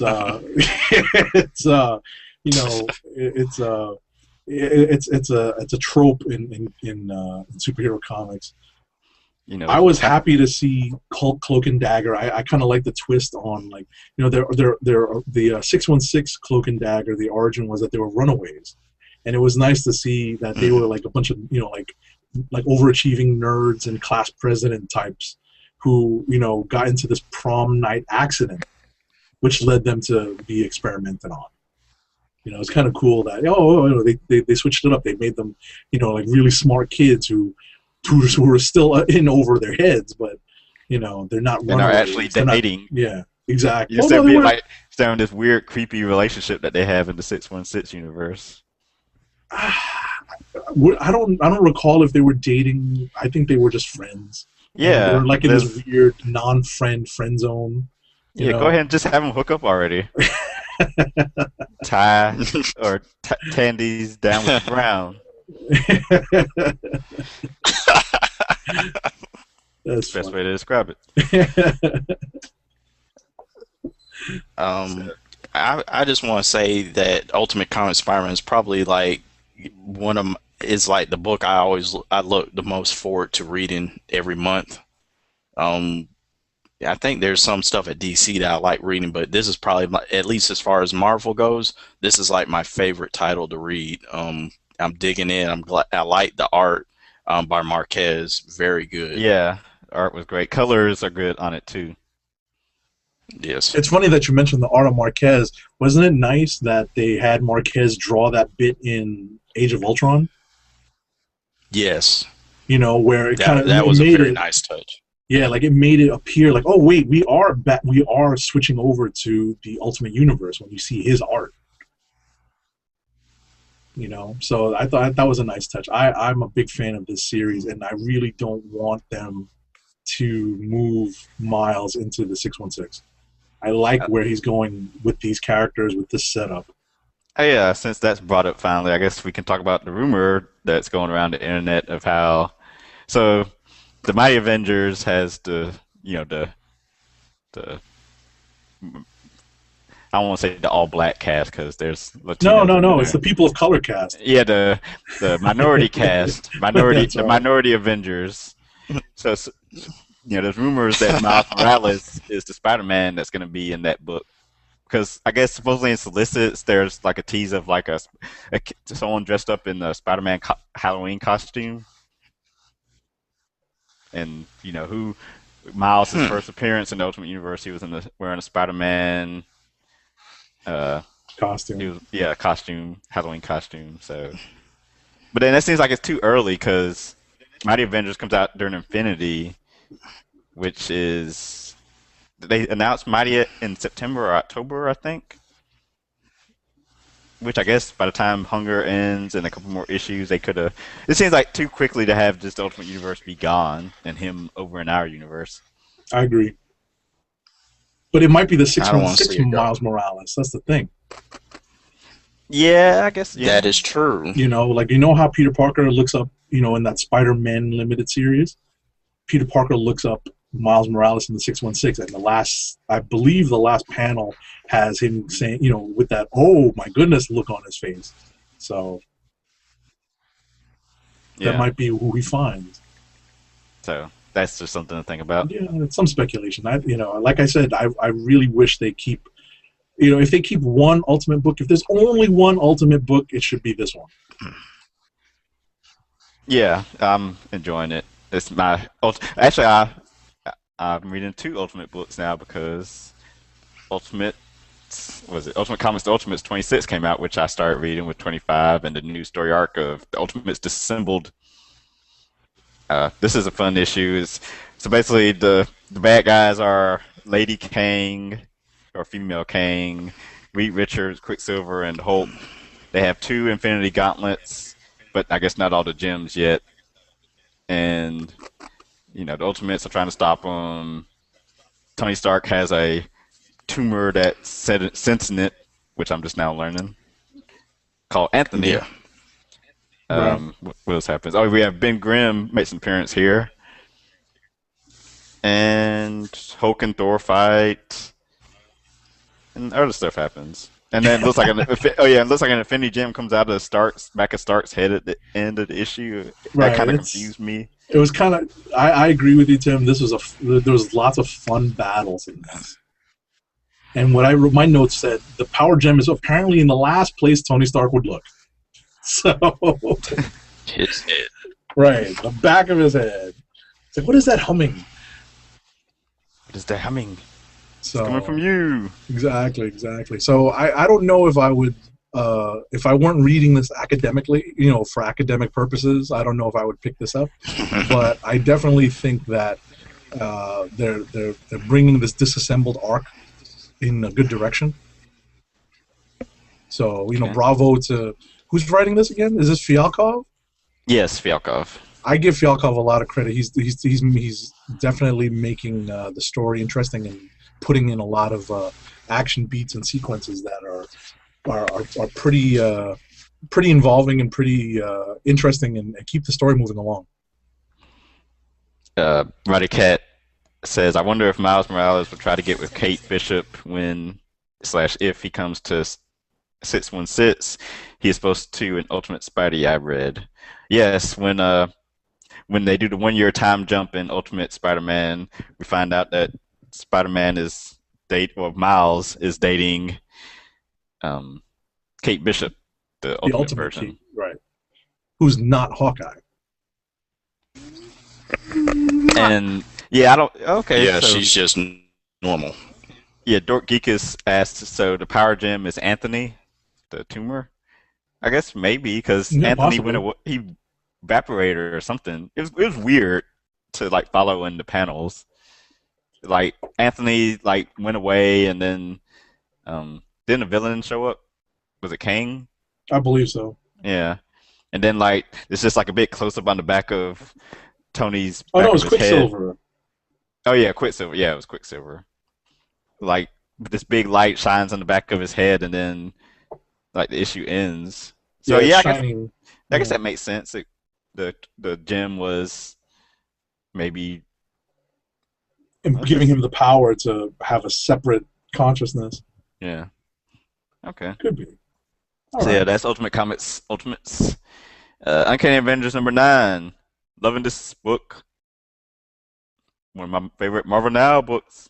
Well, no. It's Avengers versus X-Men all over again in this book because so yeah, like we mentioned earlier, the Avengers and the rest this Unity Squad finds out about the X-Force Kill Squad led by Wolverine killing the Child, Apocalypse, Genesis, and then Cap gets all mad and Gets all up in the face. yeah, gets all up in his face, and then Rogue is like, he may respect you, but I don't. And That's crazy. with the neck snap. That's And crazy. Wasp is all, I'm not being on a team with a killer like him. He shouldn't be an Avenger. And then Thor steps up and says how, I Wolverine's fought with Logan. yeah, He I is- fought with Logan. He is worthy. He's not the only one with secrets. And talks about how, his enchanted axe, whatever, however you pronounce it, Yarn Bjorn. Yamrion, Yeah. gets the weapon that the Apocalypse Twins are using to kill Celestial. But, they're Avengers, so they don't mind Thor, doing something bad. So All right. Wolverine leaves and takes the mutants with him. Mutants being the other X-Men like Rogue and Sunfire, and Thor leaves with them, and Havoc stays with the Avengers group because Right. he wants everyone to get along. Yeah. This is, we were talking about this earlier. We were kind of jumping around a bit, and this is one of those issues. This is where I was talking about where I wasn't so.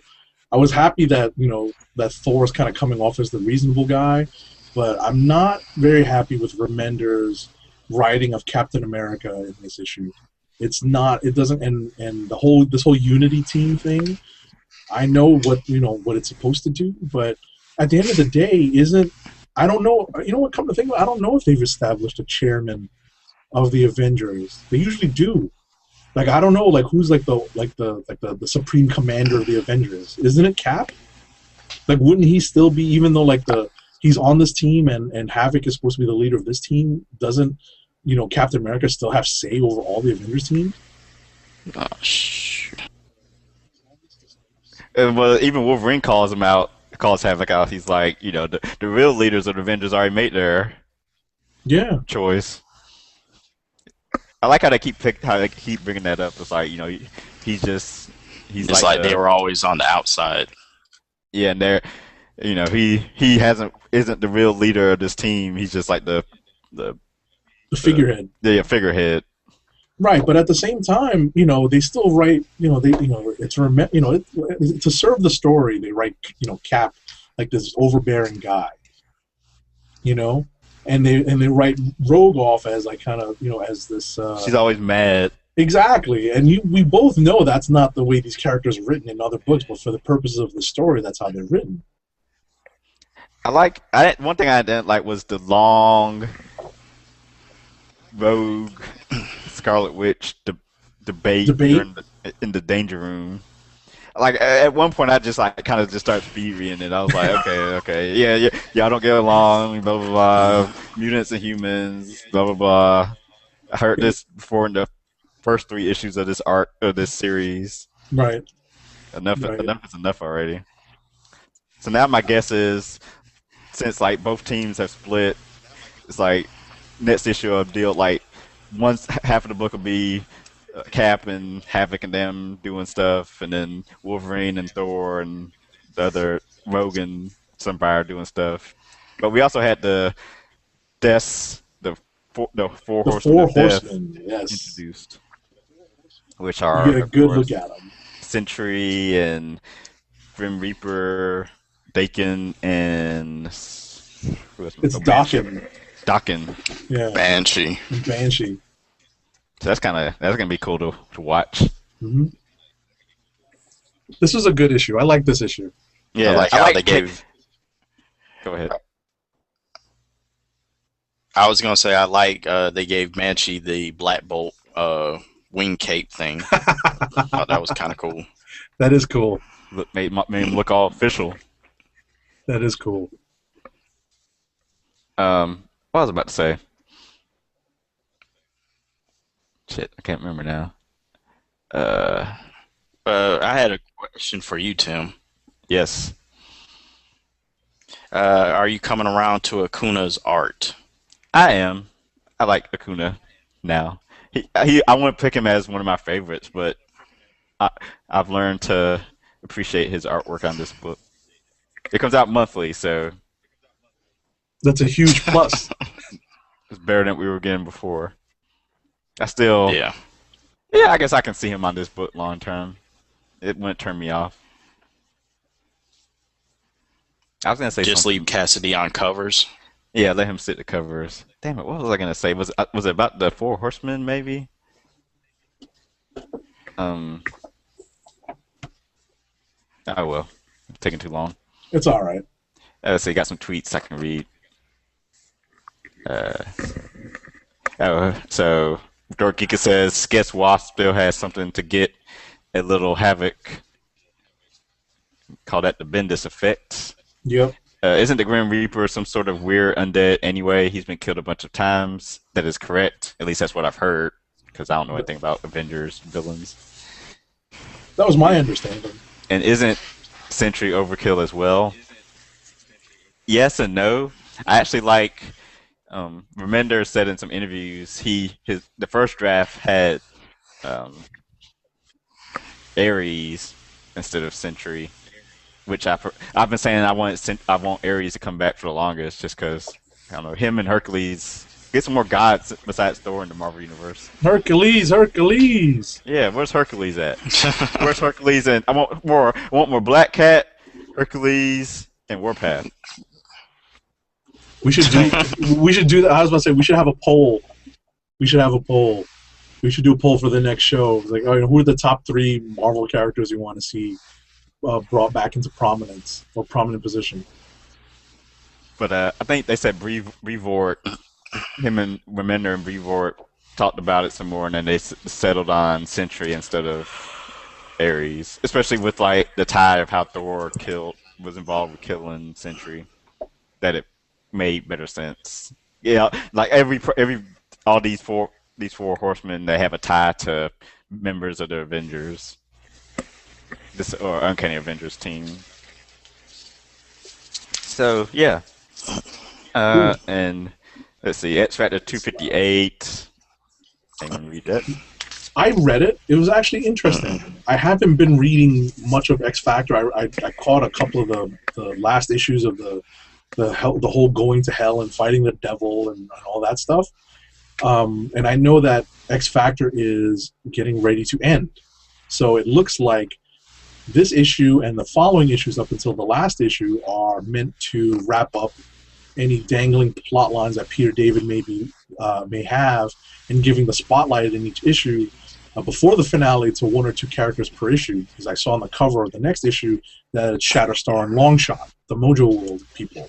So this issue revolved around Wolfsbane and her character development. So I think it was definitely an interesting read. It's worth reading if you have any interest in these characters. And Peter David's still such a gifted writer that even though I have a cursory understanding of what has gone in the past, in the recent past of this series, I didn't really need to know that much to enjoy him sort of setting up or kind of wrapping up the loose ends of the story. So it was I definitely recommend reading it if you are a fan of any of these characters: Wolfsbane, Madrox, Guido, the unfortunately named Guido. So yeah, I definitely if anyone's a fan of these X Factor characters, I definitely recommend this book. Okay. So that's all of Marvel for this week, and let's see, just to mention some other books. What did Valiant have? Valiant had Bloodshot 12 and Harbinger number 13, which I haven't read either, but I will read Harbinger Wars once it's over. I've read the first issue, so I'll read 2 through 4 once it's all done. What are they up to now? Harbinger Wars 3 has come out. Okay. A couple weeks ago. Harbinger 13, just regular Harbinger series 13 came out, and Bloodshot 12. And then they got Quantum and Woody starts next month. Okay. Start that from the beginning, and they had a tease today for the Eternal Warrior book from Greg Pak and Trevor Hairsine. That comes out in the fall, I believe. So more independent books. That's right. We have to diversify here on the Comic Book Chronicles. That is right. So that about wraps up the show for tonight, unless there was any other books anyone wanted to mention. Not this week. Yep. No, I have nothing. Well, I want to thank everyone for tuning in tonight, especially watching live. Yeah, we apologize for the lack of sound effects. We're going to work on that. Hopefully Google will get on top of this. Shout outs to people watching live. Dork Geekus, Roddy Cat, and Variant Dash, all watching live on Twitter. And then shout outs to other people like Ponderous and Class Material, who's not here. I don't think I'm forgetting anyone else. That's usually PCN_Dirt. Yeah, PCN_Dirt on Twitter. Follow him. Follow all of us. I'm Tim DOGG98. Agent 70 is Agent_70, and Adam Black is the_Adam_Black. Follow the Click Nation on all our various social media accounts. And, of course, we'll be back next week to talk more comic book news and comic book releases for the week. More Age of Ultron, whatever. Fallout. UEC, whatever they name that thing. And I think Batman and Superman #1 comes out. So then we pull up the list. Yeah, I can start announcing what's coming out this week. Let's wait for the page to load.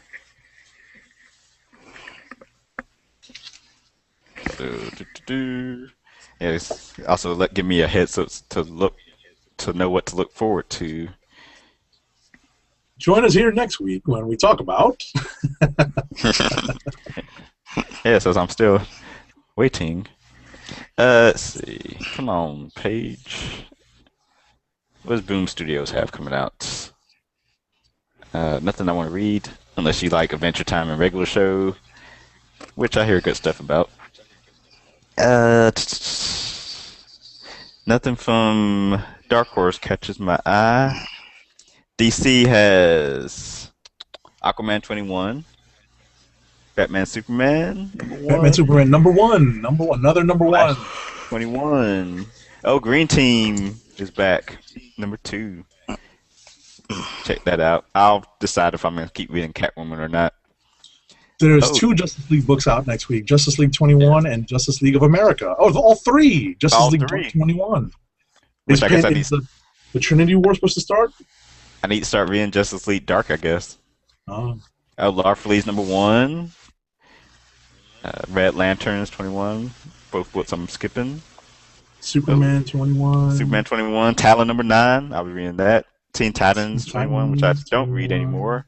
I read it for academic purposes only. I guess Wake number 2 comes out. It's not Wake number 1 came out last week. Oh no, it was a couple weeks ago. Oh, okay. A couple weeks ago, yeah. Wake number 2 is already out, so I look forward to that. That should be good. I know Dynamite's been hyping this Uncanny number 1. I have no idea what it's about though. Well, see if we can IDW. get our hands on that. There's a new Godzilla limited series coming out, apparently. Part 2 of City Fall and Teenage Mutant Ninja Turtles 23. Cool. I'm gonna look for that tonight. That should be good. Image has Bounce number 2.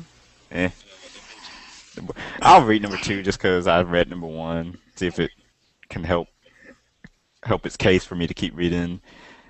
Jupiter's Legacy number 2. I'll read that. See how that goes. Yeah, me too.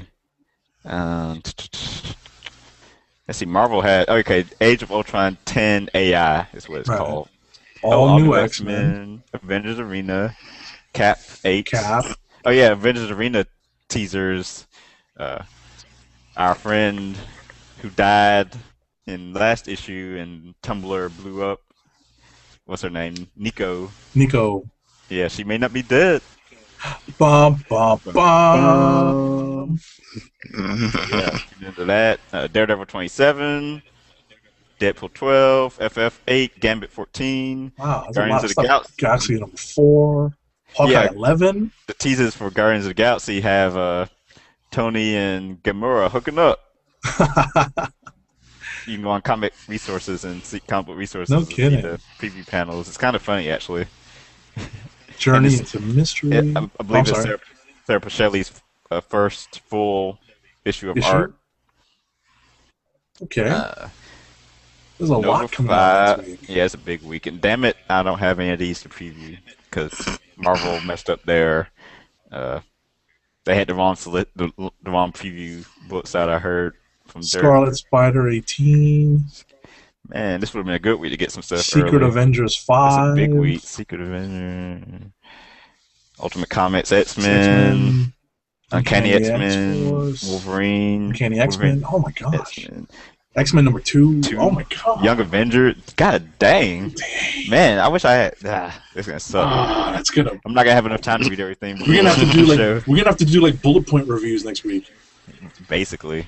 It's like, what do you think? Yeah. Boom. Any movies that we're gonna end up having to talk about? I don't think so. Nah. World War Z comes out, but I'm not seeing it this weekend. Yeah, I don't know if that's gonna qualify for a review. Shit, that's a lot. Okay, so yeah, so action-packed show next week. Hopefully, we have some sound effects. Yeah, maybe the sound effects will be back. You know, otherwise, we're just gonna have to keep coming up with jokes, which we can do. We'll try. So for Agent_70 and Adam Black, I'm Tim DLGG. Yeah. I want to thank you for watching the Comic Book Chronicles, and we are signing off.